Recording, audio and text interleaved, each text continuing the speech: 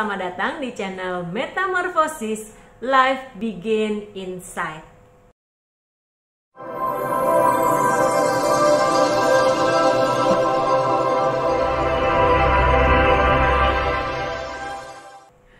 Teman-teman, di video aku yang lalu tentang glycemic index, aku mendapatkan pertanyaan di kolom komentar. Yuk kita baca pertanyaannya. Pertanyaan dari Ernie Sydney. Makasih buat materi edukasinya. Mau tanya coach, next kalau boleh materi lanjutan terkait dengan konsumsi glycemic index yang tinggi bagi kesehatan. Makasih ya. Oke, terima kasih kembali buat Kak Ernie dimanapun berada. Pertanyaannya luar biasa sekali ya, menanyakan tentang konsumsi glycemic index yang tinggi terkait dengan kesehatan. Oke, kita bahas ya tentang pertanyaan Kak Ernie ini. Apa hubungannya atau apa ada kaitannya konsumsi glycemic index yang tinggi dengan kesehatan? Di video yang lalu kita sudah menjelaskan bahwa glycemic index dibagi menjadi 3, ada yang rendah, sedang, dan tinggi. Dan jika kita mengkonsumsi glycemic index yang tinggi akan menyebabkan kenaikan gula darah secara drastis. Nah, jika itu terjadi, ada organ di tubuh kita yang namanya pankreas akan memproduksi insulin yang akan menurunkan gula darah kita. Tapi jika kita kembali mengkonsumsi makanan dengan glycemic index yang tinggi, maka gula darah akan kembali naik. Dan kembali pankreas akan memproduksi insulin untuk menurunkan gula darahnya kembali. Dan itu yang namanya fenomena spike insulin. Nah, teman-teman, jika kita terus-menerus mengkonsumsi makanan dengan karbohidrat yang tinggi, dengan gula yang tinggi, umpamanya kita konsumsi donat, cake, biskuit, dan lain-lain yang tinggi tepung dan gula, otomatis gula darah kita akan kembali naik. Jika hal itu terjadi terus-menerus, pankreas kita akan kewalahan dalam memproduksi insulin. Artinya insulin yang diproduksi tidak akan mencukupi untuk menurunkan gula darah kita. Dan jika itu terjadi, kita akan terkena resiko penyakit diabetes mellitus tipe 2. Tapi teman-teman, untuk di video ini aku tidak akan membahas tentang diabetes mellitus tipe 2. Karena dari yang aku baca, penyakit diabetes adalah penyakit seumur hidup dan itu tidak bisa diobati. Terlepas nanti ada kemajuan di bidang kedokteran yang bisa mengobati penyakit diabetes, ya hope so ya. Tapi untuk saat ini aku lebih suka membahas tentang pencegahan penyakit diabetes. Setuju ya teman-teman ya? Mencegah lebih baik daripada mengobati. Jadi kita akan membahas tentang bagaimana kita mencegah penyakit diabetes. Oke? Nah, catat teman-teman. Untuk mencegah penyakit diabetes, yang pertama, pastikan teman-teman mempunyai berat badan ideal. Bagaimana cara mengukur berat badan ideal kita? Apakah berat badan kita kurang atau berlebihan? Teman-teman bisa cek di link di description video ini. Aku sudah taruh link untuk bagaimana kita menghitung IMT, indeks massa tubuh, atau namanya dalam bahasa Inggris adalah BMI, Body Mass Index. Dan itu linknya ada di description video ini ya.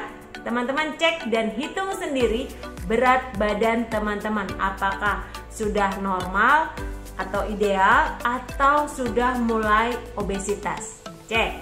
Dan yang kedua, untuk mencegah diabetes, kita harus makan makanan yang bernutrisi atau bergizi ya.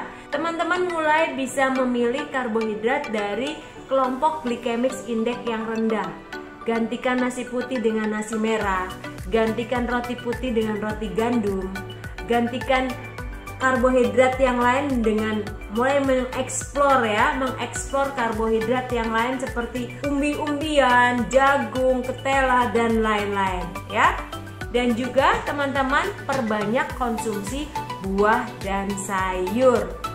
Ini tidak kalah pentingnya, perhatikan porsinya. Jangan berlebihan, konsumsi secukupnya. Kalau perlu teman-teman membuat konsumsi kecil lebih sering daripada satu kali dalam porsi besar. Jadi caranya pilihlah atau gunakan piring kecil pada saat kita makan. Jadi secukupnya. Kalau masih kurang, nambah sedikit saja. Jangan sampai berlebihan karena sayang kalau mau dibuang nanti ayamnya mati. Itu mitos. Oke? Itu yang kedua ya.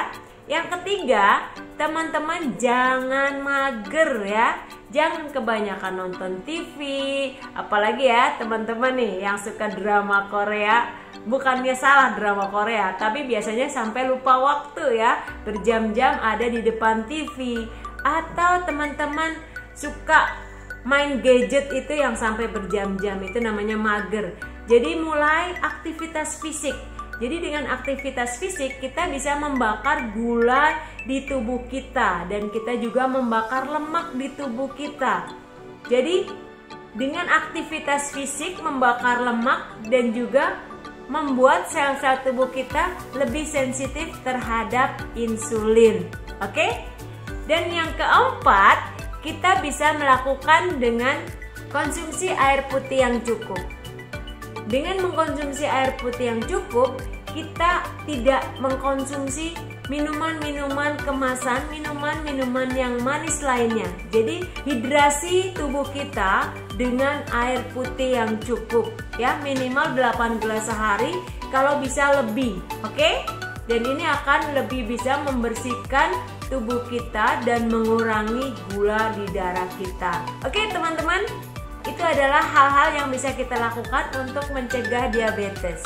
Terlepas dari itu semua, teman-teman lakukan pola makan hidup sehat. Carilah komunitas yang bisa membantu kita mengelola pola makan hidup sehat. Dan juga kita juga bisa bergabung di tempat-tempat olahraga, umpamanya dengan senam RT atau mungkin dengan masuk ke klub gym ya. Nanti ya kalau kondisinya sudah memungkinkan, tidak seperti saat ini yang sedang pandemi. Oke? Teman-teman, dan dengan kita melakukan pola makan hidup sehat, itu akan meningkatkan imunitas tubuh kita yang bisa membuat kita lebih kuat dalam menghadapi virus apapun.